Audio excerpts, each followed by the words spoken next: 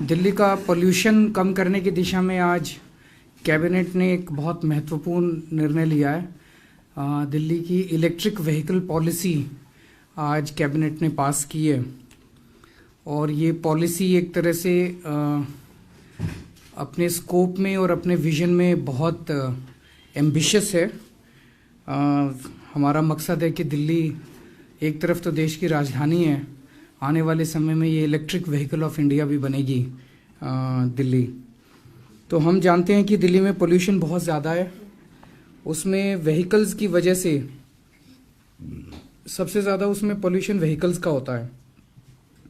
40% PM 2.5 जो है वो व्हीकल्स की वजह से होता है और 80% नॉक्स एंड कार्बन मोनोऑक्साइड वो व्हीकल्स की वजह से होता है। तो इस पे हम लोगों ने सबसे पहला ड्राफ्ट इलेक्ट्रिक व्हीकल पॉलिसी का लगभग 1 साल पहले नवंबर 2018 में बनाया था और इसको पब्लिक डोमेन में डाला था। और उसके बाद पिछले 1 साल से सेवरल राउंड्स ऑफ डिस्कशंस हुए हैं। इसमें पब्लिक के साथ भी डिस्कशंस हुए हैं, एक्सपर्ट्स के साथ भी डिस्कशंस हुए हैं। बहुत सारी एक्सपर्ट बॉडीज के कमेंट्स आए, United Nations Environment Programme, International Council on Clean Transportation, industry bodies जैसे CII, Society of Manufacturers of EVs और बहुत सारे non profit NGOs like CSC वगैरह, इन सब ने अपने अपने कमेंट्स दिए। उन सभी कमेंट्स को विचार करके और उनमें से कईयों को इनकॉर्पोरेट करके अब ये पॉलिसी बनाई गई है। हमारा मकसद है कि 2024 तक दिल्ली में जितने नए व्हीकल्स रजिस्टर होंगे उसमें से कम 1/4 25% व्हीकल्स इलेक्ट्रिक व्हीकल्स होने चाहिए।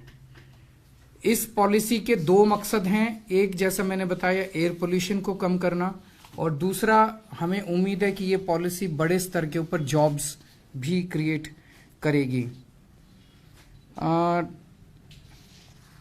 इसमें ज़्यादा एम्फेसिस 2 व्हीलर्स को और शेयर्ड ट्रांसपोर्ट व्हीकल्स जैसे बसेस हैं, 3 व्हीलर्स हैं, जो पब्लिक ट्रांसपोर्ट वाले व्हीकल्स हैं, और गुड्स कैरियर्स, फ्रेट व्हीकल्स, इनको ज़्यादा तवज्जो दी गई है बिकॉज ये सबसे ज़्यादा चलते हैं और सबसे ज़्यादा पोल्यूशन। तो करंटली इलेक्ट्रिक 2 व्हीलर्स जो हैं वो लेस देन 0.2% हैं दिल्ली में, और 3 व्हीलर्स तो लगभग 0 के बराबर हैं आज जो सिचुएशन है। 1 साल में हम उम्मीद करते हैं कि 35,000 इलेक्ट्रिक व्हीकल्स सब मिला के दिल्ली में आ जाएंगे और 1 साल में लगभग 250 चार्जिंग स्टेशंस दिल्ली में जगह जगह बना दिए जाएंगे। अगले 5 साल में हम उम्मीद करते हैं कि 5 लाख इलेक्ट्रिक व्हीकल्स दिल्ली में रजिस्टर हो जाएंगे, और ये 5 लाख इलेक्ट्रिक व्हीकल्स दिल्ली में अगर रजिस्टर हो जाते हैं तो ये इलेक्ट्रिक व्हीकल्स अपने लाइफ टाइम में 6,000 करोड़ रुपए की तेल और गैस की बचत करेंगे, 4.8 million tons of carbon dioxide की एमिशन को रोकेंगे, which is equivalent to carbon dioxide emission of 1 lakh petrol vehicles, and 159 tons of PM 2.5 को कम करेंगे ये व्हीकल्स। सो स्पेसिफिक्स जो है 2 व्हीलर्स में, अगर कोई भी नया 2 व्हीलर खरीदता है तो सरकार की तरफ से ये हमने जो सब्सिडी हम दे रहे हैं वो बैटरी की वॉटेज के ऊपर दे रहे हैं। तो अगर कोई 2 व्हीलर खरीदता है तो उसमें जो बैटरी है वो पर किलोवाट आवर उसको 5,000 रुपए की सब्सिडी मिलेगी। तो मान लीजिए 2 किलोवाट आवर की बैटरी लगी है तो उसको 10,000 की, 3 किलोवाट की है तो 15,000 की सब्सिडी मिलेगी। स्क्रैपिंग इंसेंटिव है कि अगर कोई एग्जिस्टिंग नॉन इलेक्ट्रिक व्हीकल को स्क्रैप करके इलेक्ट्रिक व्हीकल पे स्विच होता है तो उसे 5,000 रुपए की सब्सिडी मिलेगी। तो अपना 2 व्हीलर जो है वो स्क्रैप करता है एग्जिस्टिंग नॉन इलेक्ट्रिक को, इलेक्ट्रिक पे शिफ्ट होता है तो उसे 5,000 रुपए स्क्रैपिंग इंसेंटिव मिलेगा। राइड हेलिंग सर्विस प्रोवाइडर्स जो जैसे ओला उबर वाले हैं, उसमें अगर वो लोग 2 व्हीलर टैक्सीज शुरू करते हैं तो उनके लिए स्पेशल प्रोविजन किया गया है। जो लास्ट माइल डिलीवरीज वाले हैं, जैसे फूड डिलीवरी वाले हैं, उसी तरह से जितने कुरियर सर्विसेज वाले, कॉमर्स लॉजिस्टिक्स वाले, वो टू व्हीलर्स जो यूज करते हैं, तो हमने टारगेट रखा है कि मार्च 2023 तक उनके कम से कम 50% टू व्हीलर्स इलेक्ट्रिक में शिफ्ट हो जाएंगे और 100% फ्लीट मार्च 2025 तक उनकी 100% फ्लीट जो है वो इलेक्ट्रिक हो जाएगी। इलेक्ट्रिक ऑटोज, ई रिक्शाज और ई कैरियर्स, इस पे परचेज के ऊपर 30,000 रुपए की सब्सिडी पर व्हीकल दी जाएगी। उनको लोन प्रोवाइड किया जाएगा और लोन के ऊपर 5% लोन की सब्सिडी उनको दी जाएगी। 4 व्हीलर्स में परचेज पे 10,000 रुपीज पर किलोवाट आवर की बैटरी कैपेसिटी की सब्सिडी दी जाएगी up to a maximum of 1.5 lakh rupees. और दिल्ली सरकार में जितनी गाड़ियां हम हायर करते हैं, जो हमारी गाड़ियां, उसको नहीं कह रहा, कंफ्यूज, जो हम किराए पे लेती है दिल्ली सरकार, वो 1 साल के अंदर 100% गाड़ियां अब हम इलेक्ट्रिक व्हीकल्स लिया करेंगे। तो इसका एक बहुत बड़ा असर पड़ेगा। जितनी बसेस खरीदी जा रही हैं दिल्ली में, हमारा टारगेट है कि 2024 तक जितनी बसें खरीदी जाएंगी उसमें कम से कम 50% बसेस जो हैं वो इलेक्ट्रिक व्हीकल्स होंगे। रोड टैक्स और रजिस्ट्रेशन फीस जो है वो इन बैटरी व्हीकल्स के ऊपर नहीं ली जाएगी। इसके लिए बहुत बड़े स्तर पे प्राइवेट चार्जिंग स्टेशंस को इनकरेज किया जाएगा। बिल्डिंग बायलॉज चेंज किए जाएंगे। जितनी नई पार्किंग स्पेसेस बनेंगी उसमें कम से कम 20% पार्किंग स्पेसेस जो हैं वो ईवी एनेबल्ड होंगी।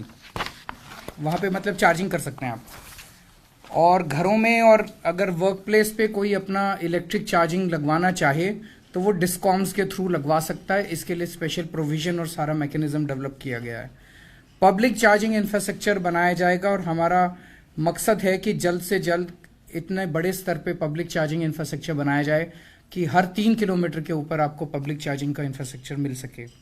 इसके लिए एक डेडिकेटेड ईवी सेल बनाया जा रहा है और इसकी फंडिंग जो है वो pollution cess, road tax, environment compensation charge, इन सब के जरिए की जाएगी। एक अलग से स्टेट ईवी फंड बनाया जाएगा जो इसके थ्रू इसकी फंडिंग की जाएगी और एक स्टेट ईवी बोर्ड बनाया जाएगा जो पूरे दिल्ली के अंदर इलेक्ट्रिक व्हीकल पॉलिसी को इम्प्लीमेंट करने की को मॉनिटर करेगा। अगर आपके कोई क्वेश्चंस हैं तो बताइए। दूसरा एक और अच्छी खबर दिल्ली डीटीसी के सारे कर्मचारियों के लिए है कि डीटीसी के सारे जितने रेगुलर एम्प्लॉयज हैं उनको अभी तक बाकी सरकार के सारे एम्प्लॉयज को ट्रांसपोर्ट अलाउंस मिलता था, उनको नहीं मिलता था। अब उनको ट्रांसपोर्ट अलाउंस मिला करेगा। कितना है? रफली अराउंड 4,000 रुपीज पर मंथ। हाँ जी, आपका क्वेश्चन। डीटीसी के बारे में जो लो फ्लोर बसें हैं जो सीएनजी से हैं, तो क्या अब आगे सरकार ये प्रपोजल बना रही है जो इलेक्ट्रिक बसें ही खरीदी जाएंगी? जब ये रिटायर होती जाएंगी कम से कम 50%, हम तो चाहेंगे 100% हो, लेकिन अभी हम उतना ही कमिटमेंट कर रहे हैं जिससे ज्यादा ही करके, तो हमारी कोशिश होगी कि ज्यादा से ज्यादा इलेक्ट्रिक बसेस खरीदी जाएं जब ये रिप्लेस होंगे। अगले साल तक तो सारी बसें जैसे जैसे रिप्लेस होंगी वैसे वैसे इलेक्ट्रिक खरीदी जाएगी।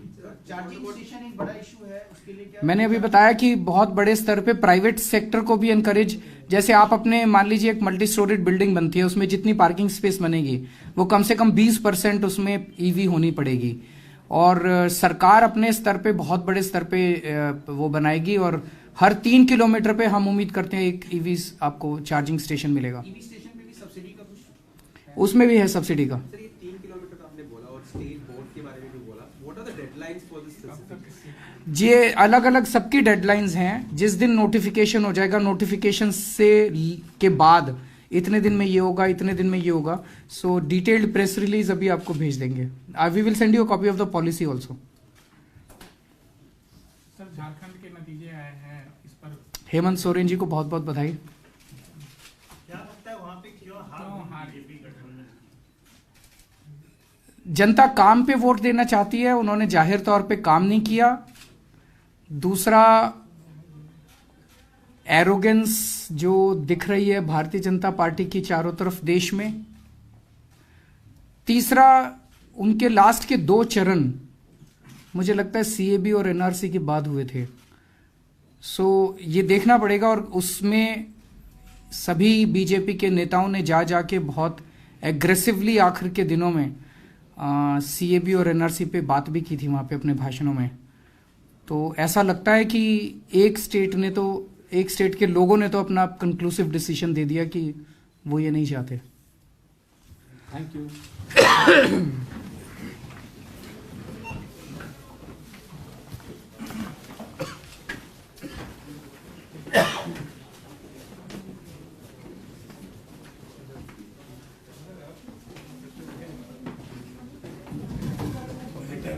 Thank you, Mr.